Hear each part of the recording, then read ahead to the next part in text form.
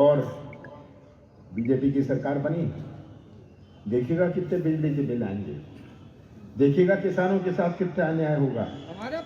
तो ये तो सब सामने आएगी बातें। आप सबने छिंदवाड़ा के विधानसभा में मुझे अपना प्यारा विश्वास दिया।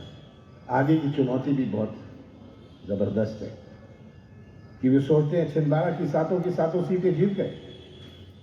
4 प्रदेशों में चुनाव हुए, कोई ऐसा जिला नहीं है जहां सातों सीट सब सीटें जीत गए। तो मैं तो ज्यादा नहीं कहना चाहता, आपको धन्यवाद देना चाहता हूँ, आभार व्यक्त करना चाहता हूँ और यही कहना चाहता हूँ कि आखिरी सांस तक मैं आपके साथ रहूंगा। मैं रिटायर नहीं करने वाला, ये मत सोचिएगा मैं रिटायर करूंगा। आखिरी सांस तक आप सबका साथ रहूंगा।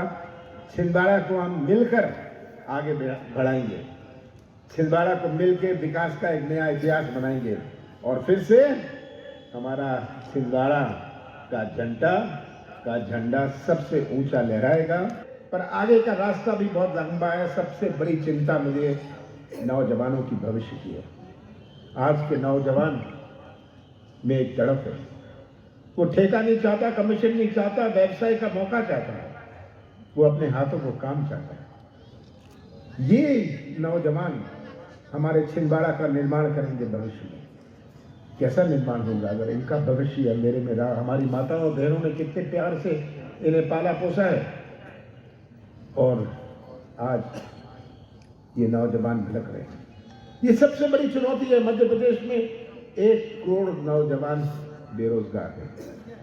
मध्य प्रदेश में कोई निवेश लगाने को तैयार नहीं, क्योंकि भ्रष्टाचार इतना लंबा चौड़ा है,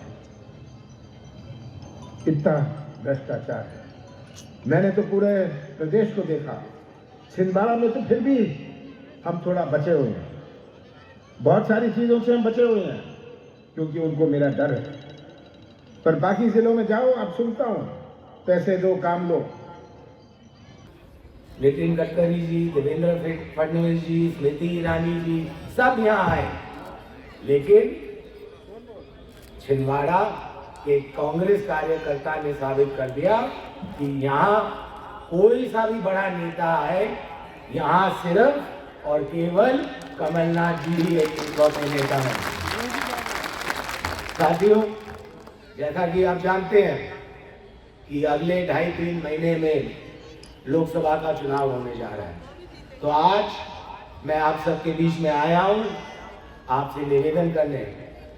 आपने इस चुनाव में पूरी मेहनत और ताकत को लगाई, लेकिन लोकसभा का चुनाव भी बहुत महत्वपूर्ण चुनाव है और मैं आपसे निवेदन ये करने आया हूं कि आज ही से, इस सभा के बाद से आप फील्ड में उतर जाइए, क्योंकि मोदी जी का भरोसा नहीं, वो लोकसभा चुनाव को पहले भी करवा सकते हैं।